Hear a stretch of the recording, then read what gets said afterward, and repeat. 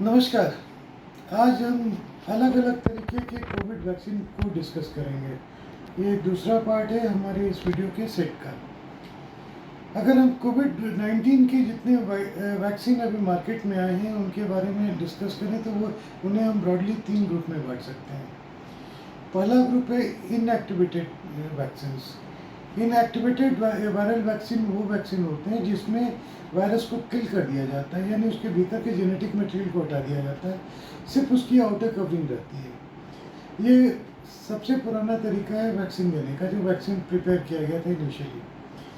जो उसकी outer covering को जब हम इंजेक्ट करते हैं तो बॉडी उसे एक फॉरेन बॉडी की तरफ आइडेंटिफाई करता है और उसके अगेंस्ट में टी लिम्फोसाइट्स और बी लिम्फोसाइट्स दोनों को तैयार करता है, जिससे बॉडी की इम्यूनिटी डेवलप करती है जब भी आपको इन्फेक्शन होता है।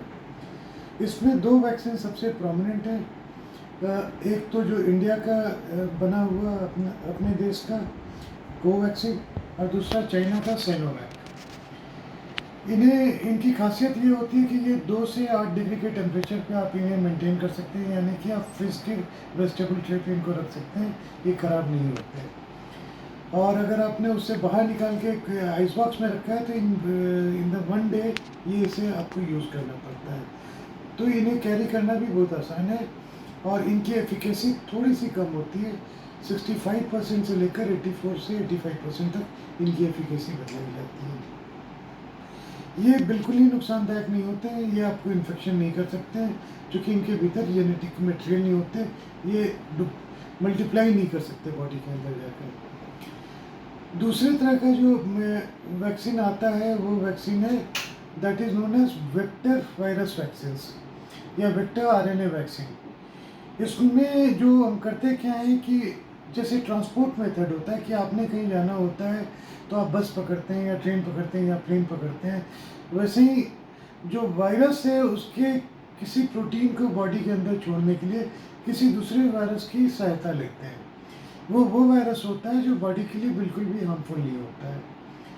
इसमें अभी हमारे पास जो वैक्सीन हैं वो वैक्सीन है जैसे एस्ट्राजेनेशिया का कोविशील्ड वैक्सीन हो गया या जॉनसन जॉनसन का जेनसन वैक्सीन हो गया। अगर हम एस्ट्राजेनेशिया के कोविशील्ड की वैक्सीन की बात करें तो ये जो चिंपैंजी में एडिनो वायरस होते हैं जो उनमें फ्लू करते हैं, उनको हम मॉडिफाई करके उसके अंदर स्पाइक प्रोटीन हम डाल देते हैं, जो कोविड-19 का जो वेक्टर जब बॉडी में जाता है, जब वहाँ पे मिक्स करता है तो वो स्पाइक प्रोटीन के मैसेज जब छोड़ता है तो स्पाइक प्रोटीन थोड़े से मैन्युफैक्चर होते हैं जिसकी अगेंस्ट पे इम्यूनिटी डेवलप करनी शुरू होती है। जॉनसन जॉनसन का जेनसन वैक्सीन भी इसी तरीके से काम करता है, वो भी एक इनएक्टिवेटेड वैक्सीन है, लेकिन दोनों में फ़र्क ये है कि ये कोविशील्ड को जो प्रमोट किया गया है ये डबल शॉट वैक्सीन के लिए प्रमोट किया गया है, जिसमें जो दूसरा शॉट है ये 4 हफ्ते से लेकर 12 हफ्ते तक के बीच में लगता है। अब सरकार का जो नया नियम आया है और जो नए पेपर्स आए हैं वो बोलते हैं कि 6 महीने तक आप इसको ले सकते हैं, ये तो भी काफ़ी इफेक्टिव होते हैं। जो रशियन वैक्सीन स्पुतनिक है वो भी ये वेक्टर वैक्सीन है, लेकिन ये तीनों में थोड़ा सा फ़र्क है।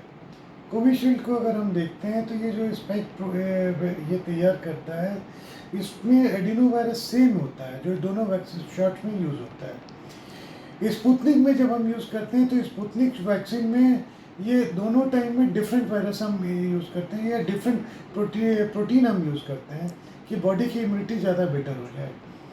और जो जॉनसन जॉनसन का है उसमें ह्यूमन एडिनो वायरस को यूज़ किया जाता है एज अ वेक्टर। ये तीनों में डिफरेंस है। एफिकेसी ऑलमोस्ट सेम है, जो 75% से लेकर 91% तक बोली जाती है। टेम्परेचर आप 2 से 6 डिग्री यानी नॉर्मल फ्रिज में आप रख सकते हैं इसे भी एक बार अगर आप खोलते हैं तो आपको यूज़ करना होता है या डिस्कार्ड करना होता है। तीसरा जो मॉडर्न वैक्सीन हैं that is mRNA vaccine. mRNA vaccine 2 हैं, जैसे फाइज़र का जो एंटेक वैक्सीन है और दूसरा मॉडर्ना का वैक्सीन है। इसमें ये कैरी करने के लिए वेक्टर वायरस को यूज़ नहीं करते हैं, बल्कि वो एक लिपिड सेल लेते हैं जो ग्लाइको प्रोटीन होता है या ग्लाइको मेम्ब्रेन कहा जाता है।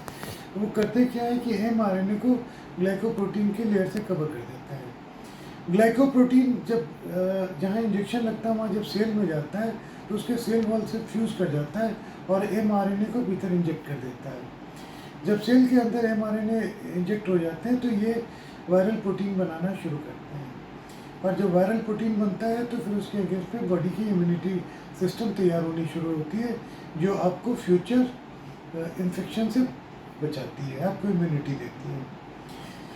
इसकी एफिकेसी जो क्लेम की जा रही है वो 94 से 95% तक की जा रही है, नंबर 1।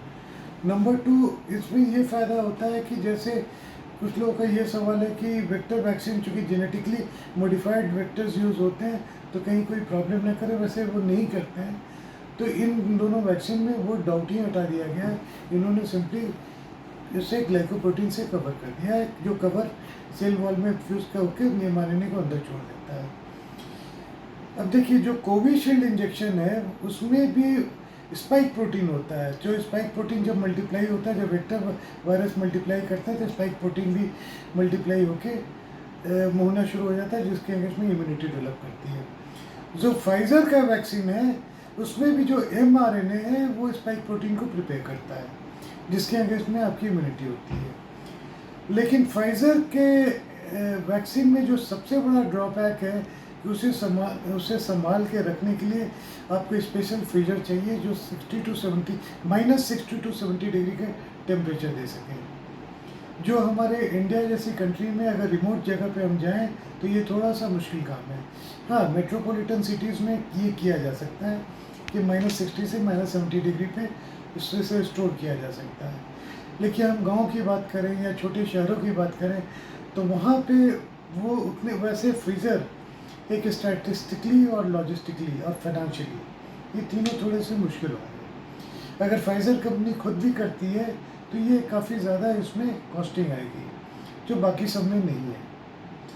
मॉडर्ना की भी वैक्सीन एमआरएनए वैक्सीन है जो सिमिलरली ग्लाइकोप्रोटीन से कवर होती है, और ये दोनों डबल शॉट पे लगते हैं, जो 4-4 हफ्ते के गैप पे लगते हैं।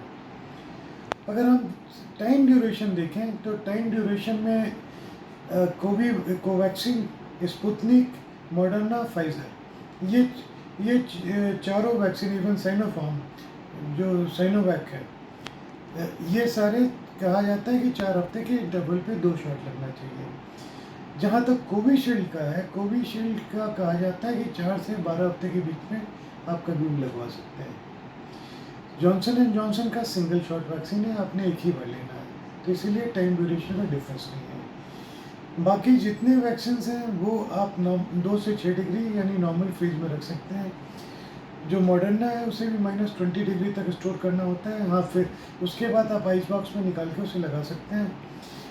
फाइज़र का जो इनटेक है उसे काफ़ी संभाल के रखना पड़ता है, -60 से -70 डिग्री तक में संभाल के रखना पड़ता है। इनके साइड इफ़ेक्ट क्या होते हैं? जो सबसे कॉमन साइड इफ़ेक्ट्स होते हैं वो होता है कि जो इंजेक्शन लगता है उस साइड पे पेन होता है, थोड़ी रेडनेस होती है, थोड़ी इन्फ्लेमेशन होती है, 2-4 दिनों में सेटल कर जाता है। उसके बाद से जो सेकंड आता है वो आता है कि आपको फीवर हो सकता है, मलायस हो सकता है, हेडेक हो सकता है, वीकनेस, जनरलाइज्ड वीकनेस हो सकता है, जो 2 से 5 दिन तक लास्ट करता है, जिसके लिए सिर्फ क्रोसिन की गोली बोली जाती है कि क्रोसिन की गोली खाइए। एलर्जिक रिएक्शन हो सकते हैं। एलर्जिक रिएक्शन में काफ़ी कुछ हो सकता है, जैसे फ्लू लाइक सिंड्रोम भी हो सकता है जो बहुत सिंपल सा होता है, जनरलाइज्ड वीकनेस एंड टायर्डनेस भी हो सकता है, और सीवियर एनाफाइलेक्टिक रिएक्शन भी हो सकता है। तो अगर आपको काफ़ी चीज़ों से एलर्जी है तो ये बहुत ज़रूरी है कि आप उस समय आधे से 1 घंटे वहाँ बैठ के रहें वैक्सीन लगवाने के बाद, और देख लें कोई इमीडिएट एलर्जी तो नहीं आ रही। कई बार एलर्जिक रिएक्शन पाया गया है कि 2 से 3 दिनों के बाद भी होता है, बहुत कॉमन नहीं है लेकिन पाया गया है। तो अगर हो तो आपने एंटी एलर्जिक लेना पड़ेगा। एक चीज़ जिस पे काफ़ी शोर शराबा हो रहा है और काफ़ी लोगों ने इस पर डिस्कस भी किया है वो है ब्लड क्लॉटिंग की। ब्लड क्लॉटिंग की प्रॉब्लम एस्ट्राजेनेसिया के कोविशील्ड में भी पाई गई है, फाइज़र के इनटेक में भी पाई गई है। इवन जो जॉनसन जॉनसन की जेंसन है इसमें सबसे ज़्यादा है। इसमें जॉनसन जॉनसन की जेनसन वैक्सीन में कहा जाता है कि 10,000 में 7 आदमी में ब्लड क्लॉटिंग की प्रॉब्लम आ सकती है, स्पेशली अगर प्लेटलेट काउंट्स किसी वजह से कम होता हो। जबकि जो इंटेक है या एस्ट्राजेनेसिया है, ये कहा जा रहा है 7 in 1 million इनके इंसिडेंस है, which is very rare and very negligible. तो ये हमारे डिफरेंट टाइप के वैक्सीन हैं जो मार्केट में अवेलेबल हैं। आज की चर्चा यही हम छोड़ देंगे और अगले वीडियो में हम डिस्कस करेंगे कि किसे वैक्सीन लेना चाहिए और क्या प्रिकॉशन लेना चाहिए वैक्सीन के वक्त। जो जनरल क्वेश्चंस आते हैं उसको हम सारा डिस्कस करेंगे। आज के लिए इतना ही। नमस्कार।